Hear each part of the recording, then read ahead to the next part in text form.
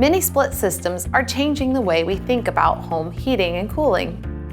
With multiple air handlers and multiple thermostats, you can control separate zones in your house exactly the way you want.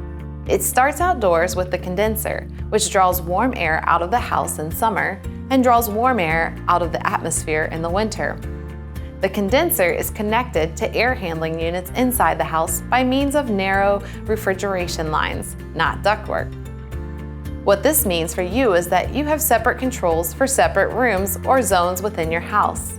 The whole family can be happy. To get the most out of your mini-split system, you need to match the capacity of your air handler to the size of its assigned zone. Take a look at your home and decide how many zones you need. Most single-story 3-bedroom homes can be covered by 4 zones, sometimes just 3.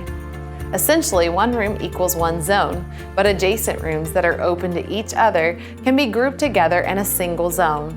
Measure the space in each zone, taking measurements for width, length, and ceiling heights. Also, make note of things like large windows, doors, vaulted ceilings, and areas that are hard to heat or cool. Heating and air capacities are expressed in BTUs, which stand for British Thermal Units. But all you need to know is that the bigger the room, the more BTUs you need. A typical bedroom requires around 6,000 BTUs for heating and cooling, while a large family room would require considerably more. HVACDirect.com has a full range of ductless mini-split systems to choose from. Feel free to give us a call or chat with us online. Check out our other videos to learn more. Be sure to like HVACDirect.com and subscribe to our channel. We always welcome feedback and questions in the comment section below.